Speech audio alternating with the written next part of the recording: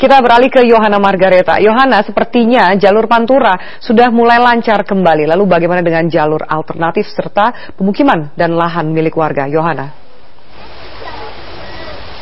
Ya, Alvin, meskipun saat ini jalur Pantura khususnya di wilayah Pati dari Semarang menuju ke Surabaya, ke Semarang mengarah ke Pati ini memang sudah dibuka.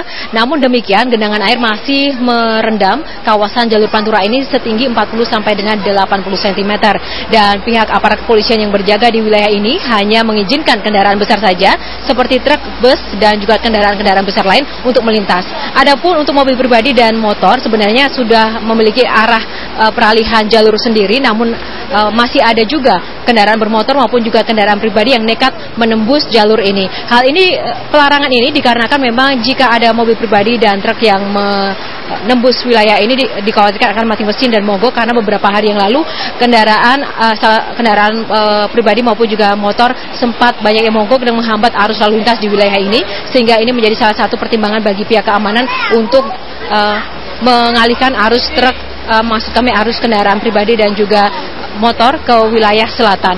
Namun salah satu kendala lagi yang perlu diperhatikan bagi pengguna truk maupun juga bus di wilayah jalur Pantura ini karena genangan air yang masih cukup tinggi adalah jalan yang berlubang.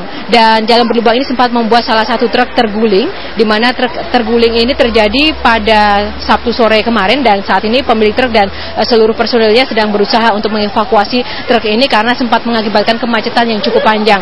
Dan evakuasi ini dimulai dari penurunan truk bahan-bahan sembako yang berada di dalam truk ini, dan warga pun juga sempat membantu menurunkan dan juga mengevakuasi truk yang ada di sini. Dan akibat dari truk yang terguling ini memang jalur sempat ditutup beberapa saat, sehingga personil kepolisian pun juga terus berusaha untuk mengalihkan arus lalu lintas ke sejumlah wilayah lainnya. Di jalur Pantura Pati ini sendiri terdapat 9 genangan air atau genangan banjir, dan ada sekitar 135 personil kepolisian yang ditambahkan di sejumlah titik-titik genangan air banjir tersebut. Untuk jalur Pantura yang memang masih tersendat, memang ada salah satu jalur alternatif lagi yang memang ditujukan bagi para pengendara yang ingin menuju ke Pati maupun ke Surabaya atau ke wilayah timur melalui jalur selatan.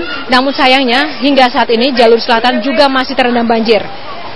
Salah satunya adalah di wilayah jalur Kayen, jalur Karaban yang menembus desa Banjar Sari Pati ini masih tergenang banjir setinggi 2 sampai dengan 3 meter.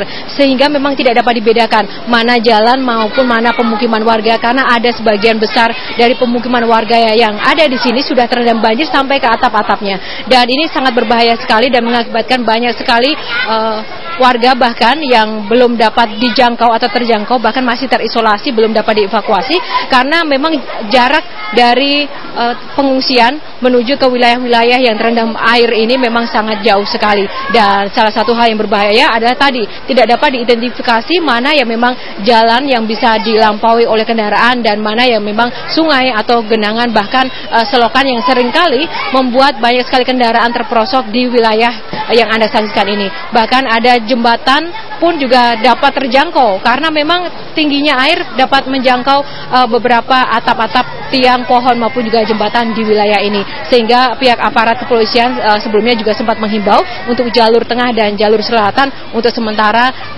ditutup dan dialihkan ke jalur wilayah lain, yaitu menuju Blora dan juga Surabaya. Dan selain itu ada beberapa dampak banjir yang memang diderita oleh warga Pati dan juga sekitarnya, tidak hanya masalah material dari rumah maupun juga pemukimannya saja, tapi dari perekonomian. Karena jika Anda pemirsa mendengar istilah bandeng juwana yang sangat terkenal, dan ini merupakan salah satu pusat produksinya. Warga di wilayah Juwana ini merupakan mata pencaharian utamanya adalah petambak udang dan juga bandeng. Namun sayang sekali ratusan hektar lahan atau tambak di sini sudah terendam banjir setinggi 2 sampai dengan 3 meter.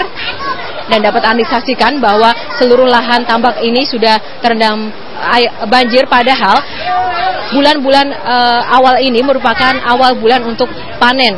Jadi warga mengeluhkan banyak sekali atau bahkan tidak terhitung kerugian yang harus diderita oleh warga jika memang seluruh tambaknya ini rusak ataupun bandeng dan udangnya mati akibat terendam banjir.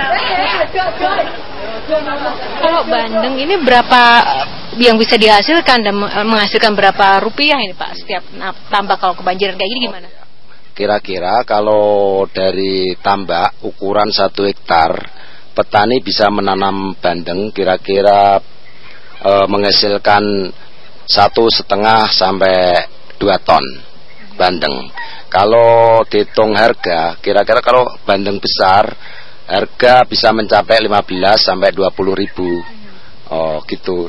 Kalau bandeng musim seperti ini memang harusnya sudah harusnya panen. Apalagi kalau udang, komoditas itu kan untuk ekspor itu. Jadi petani kalau kena dampak seperti ini, ruginya sudah nggak terhitung lagi itu, Pak. Dan pemirsa, area tambak udang dan bandeng yang Anda saksikan tadi, genangan air banjirnya menembus ke wilayah pemukiman warga di Doropayung, tempat di mana saya berada saat ini. Untuk hari ini memang air yang mengenangi pemukiman warga ini sudah mulai surut, sebelumnya sampai dengan 50 sampai dengan 1 meter, namun di wilayah ini sudah mulai surut sekitar 30 sampai dengan 40 cm. Dan warga pun juga sudah mulai dapat masuk ke rumah mereka, namun ini masih menjadi peringatan penting bagi warga untuk tetap berhati-hati karena arus Sungai Juwana yang mengalir ke pemukiman ini masih cukup deras. Untuk sementara demikian Afi yang dapat kami sampaikan dari Pati, kembali ke studio. Ya, Yohana Margareta, terima kasih atas laporan Anda.